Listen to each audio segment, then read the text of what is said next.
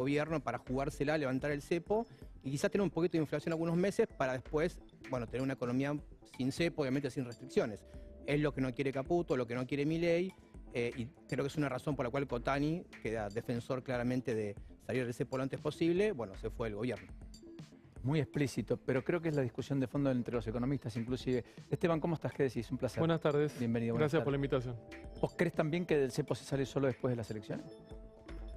Yo creo que con la historia argentina y un programa que está tratando de avanzar en un montón de desequilibrios que arrastra nuestra economía desde hace mucho tiempo, en el marco de un año de elecciones de medio término, de elecciones vamos a decir, que sabemos que son particularmente mucho más intensos en términos del frente cambiario financiero, salir en el transcurso de este año es asumir un riesgo para una economía que, insisto, si bien se está avanzando en el frente fiscal, en el saneamiento del balance del Banco Central, en la normalización financiera, corrección de precios relativos, está muy avanzado en unos planos, por ejemplo en el plano fiscal, en otros todavía falta trabajar y eso te da cierta vulnerabilidad, tema 1. Tema 2, tenés un contexto externo muy complejo y que hoy te está jugando bastante en contra. Ya el año pasado, y yo creo que ese es uno de los problemas por los cuales el esquema tal vez quedó medio desfasado en términos de tipo de cambio. Pensemos que el real del año pasado había arrancado en casi 5 reales por dólar y terminó en 6.20. Con el peso mexicano pasó lo mismo. La soja había arrancado en 500, terminó en 3.70 el año pasado. Entonces, tenés vulnerabilidad todavía porque estás avanzando tratando de arreglar tu economía, tenés un frente externo complejo y tenés un escenario de alto voltaje político.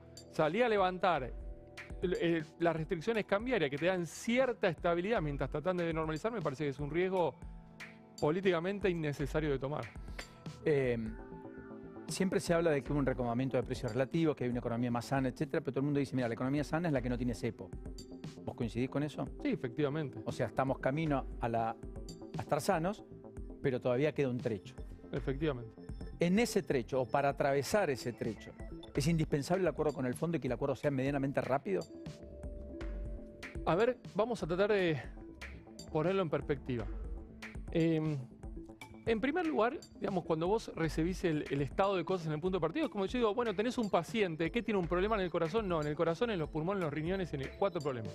Claro. Esto es importante porque yo digo, escuchame, en los fiscales estoy muy bien, entonces me agarro de eso, sí, pero para eso es el corazón y los pulmones, ¿cómo están? Entonces, ahí hay un tema, y ese es el Banco Central. El esquema monetario cambiario, si querés, que tiene que ver sobre todo con la capacidad de la economía de generar dólares. Yo digo, tiene como 2 grandes panamericanas, 2 autopistas. Viste que la panamericana son autos que van y vienen y entran a la capital. Las cuentas externas de un país, tenés la cuenta corriente, la cuenta financiera, esa es la balanza de pago, dólares que entran y salen, las reservas internacionales suban o bajan en función de si entran más o menos dólares. Este cambio en el contexto internacional, este esquema de apreciación cambiaria que tuvo el programa del año pasado, que tienen todos los programas de estabilización, y una economía que empieza a salir de la recesión y ya no puede diferir más pago de importaciones, hace que el esquema asfixie la cuenta corriente. Y eso es lo que estamos viendo los analistas. Entonces, cuando en la autopista 1 ya por estos condicionantes cuesta generar dólares propios, vos empezás a vivir de la cuenta financiera. Entonces, ahí estaba lo que nosotros, algunos economistas, el tercer trimestre del año pasado decíamos se tienen que alinear los planetas. ¿Qué planetas, Esteban? El blanqueo, el contexto internacional, Trump, los repos de los bancos, el RIG y la inversión de afuera, y aparecía el fondo y aparece el mercado.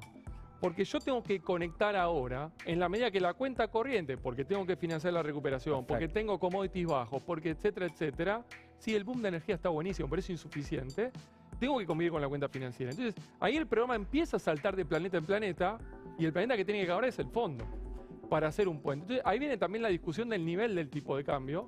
Porque vos crees que el fondo efectivamente está pidiendo otro tipo de cambio.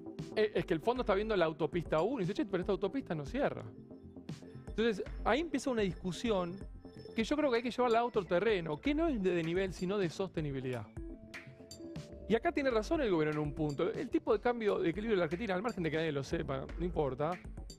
En el mediano plazo, cuando vos ya tenés la economía arreglada, saneaste el Banco Central, avanzaste con las reformas estructurales, bajaste el costo argentino impositivo, judicial, logístico, todo, y tenés el boom energético, y tenés el boom de petróleo y de gas, y el boom del sector europeo, y tenés entrada de inversión, porque es una Argentina competitiva, el tipo de cambio puede ser más bajo que el de hoy. Yo lo que digo ahí es, tal vez hay un problema de secuencia y velocidad, porque acá hay 3 procesos que están corriendo en simultáneo, Y la secuencia importa y las velocidades. ¿Qué procesos? Bueno, ¿a qué velocidad avanza la inflación y la estabilización y la apreciación cambiaria que te genera eso? Es un proceso. El otro proceso es a qué velocidad avanzan las reformas estructurales.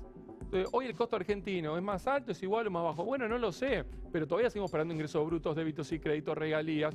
A los baches en la ruta están en todos lados. Estamos pagando más impuestos que en los 90. Exactamente. De hecho, no había derecho de exportaciones, de hecho no estaba impuesto al crédito y débito bancario. Toda la batería desde regulaciones, desburocratización, bajar el costo argentino. Todo eso es muy bueno. Está al norte, va avanzando, pero es una carrera lenta. Pero es otra velocidad, correcto. Y el tercer Pablo, proceso, digamos. claro, es el de la apertura económica y la integración que vos tenés que hacer indefectiblemente.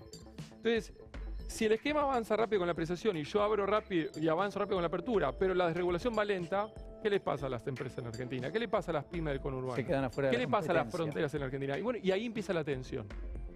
Todo esto, insisto, con un contexto externo que nos ayudó. Argentina perdió 8.000 millones de dólares el año pasado por el deterioro de los términos de intercambio.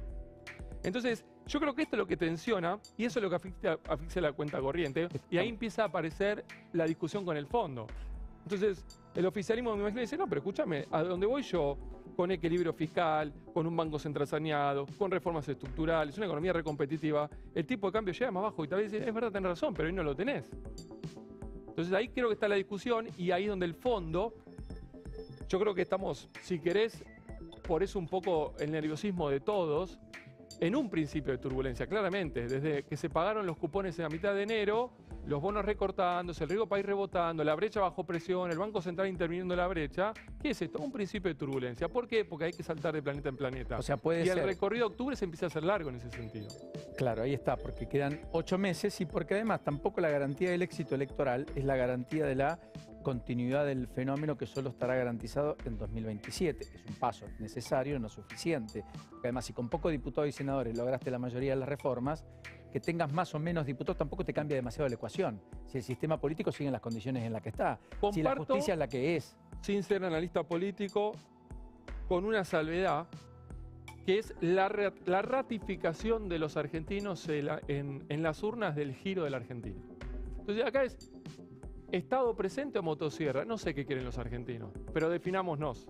Entonces, al margen de que no cambie la composición del Congreso, tal vez, que haya ratificación de rumbo. Señores, es por acá. Los argentinos aguantaron el ajuste, quieren ordenar el Estado, quieren ordenar las cuentas públicas, basta de maquinita. Digo, es por acá, listo, perfecto. Entonces eso va a ser una señal muy importante. Yo te lo digo, para los empresarios que toman decisiones de a 5 o 10 años, es fundamental.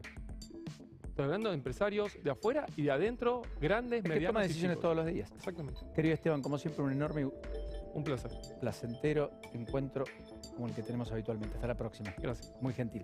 Bueno, a esta